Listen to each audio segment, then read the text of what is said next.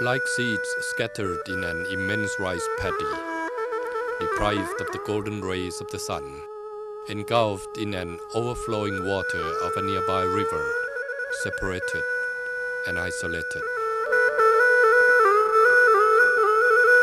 Soon, the farmer arrives and gathers the seeds to replant and nurture it. And after a long and obscure germination, some seeds begin to grow. Others did not. This is the Church of Cambodia. Here today reveals an undreamed vitality, a new beginning, a new life, a rebirth for the Catholic Church in Cambodia.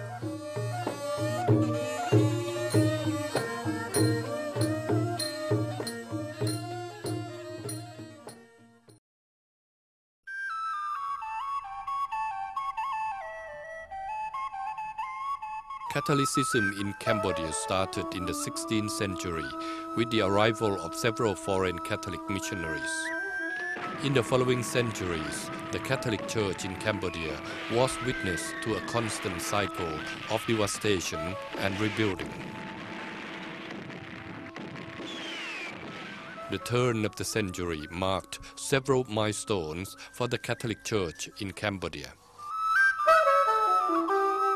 The Holy See established the Apostolic Vicariate in Phnom Penh in 1852. In 1968, the Holy See established the prefectures of Kampong Cham and Battambang, which today makes 3 ecclesial jurisdictions, including Phnom Penh. According to Vatican statistics, there were 120,000 Catholics in Cambodia in 1953, and over 50% of them were foreigners, mostly Vietnamese.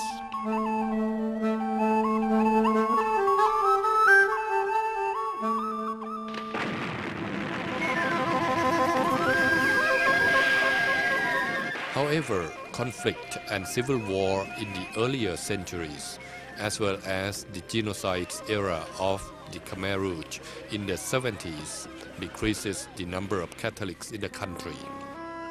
At present, there are an estimated 30,000 Catholics out of 12 million total population, 95% of which are Buddhists. In 1975, at the start of the Khmer Rouge rebellion, all foreigners, including Catholic priests and religious, were expelled. The churches were destroyed and all the church leaders perished during the Khmer Rouge period. The horrifying years of the genocide claimed the lives of nearly 2 million Cambodians, including Catholics who suffered from unimaginable torture, hunger, injustice, and death.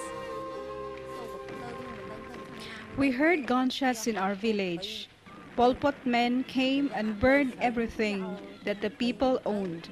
We ran as fast as we can to hide in the forest. When we arrived in one place, we noticed that it was just vacated by people. We were very afraid. Again, we ran away from that place. It was difficult during that time.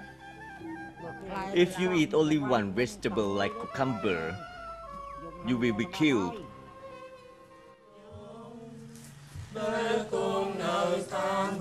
Despite the strong memory of pain and suffering, the Catholics tell their stories in the light of the Christian faith.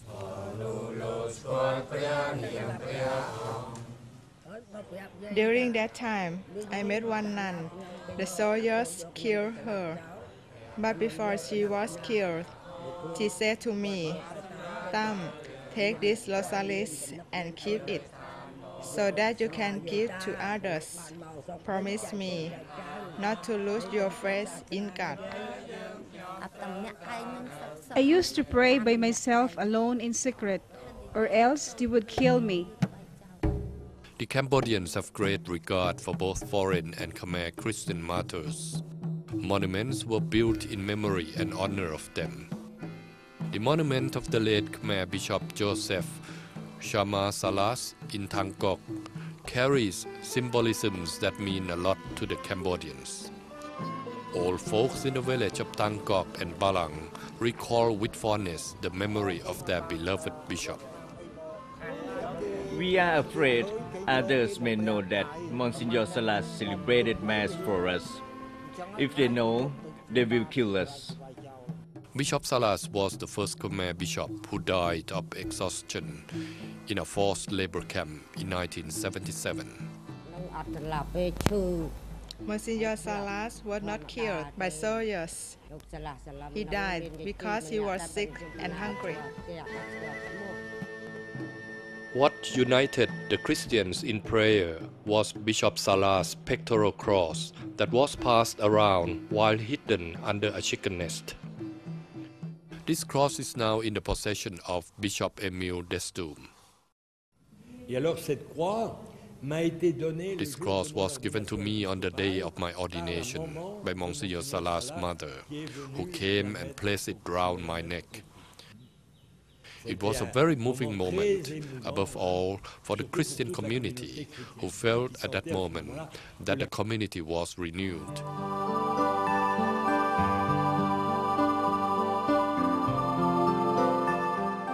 Truly, the sun did not set forever in Cambodia. It rises the following morning to signal a new hope for the broken society. The return of then Father Emile Destum in 1989 as a social worker with Caritas marked the initial effort to revive the Catholic Church in Cambodia. The country is the same, but the people are completely different. It's another people today who have been uprooted, survived tremendous strife, and who are trying little by little to recommence their life. The foreign missionaries, mostly Mission Étrangère de Paris, or MEP priests, who were formally assigned to the country, were allowed to return in 1991. One of the MEP priests who arrived during this time was Monsignor André Lesov. Monsignor Lesov used to celebrate Mass in the Cathedral of Kampong Cham with only one Christian. This development was followed shortly by the arrival of more religious groups, missionaries, and established church NGOs, as well as the arrival of many foreign lay missionaries from all over the world. In 1992, the major seminary was reopened and served as a formation house for 4 Khmer seminarians who were later ordained in 2001. At present, there are only 5 Khmer priests, one of whom is Father Sopal Tonlop, the only remaining Khmer priest after the Khmer Rouge regime.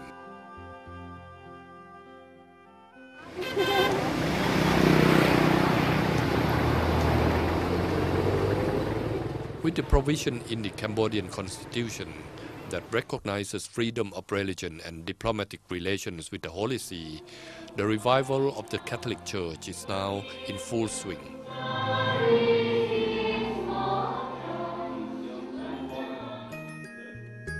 Today, the collaboration among religious women and men, foreign lay missionary and volunteers, civic and church NGOs, and the Khmer communities form a synergy of common mission for the Church of Cambodia to respond to the needs of the people in the light of experiencing the faith of Jesus. The Church caters to all people in Cambodia, regardless of their religious affiliation. The Church above all is God's people. It's not first the bishop, the priest, and then the people, but it's God's people who walk together and try to be an example of God's love.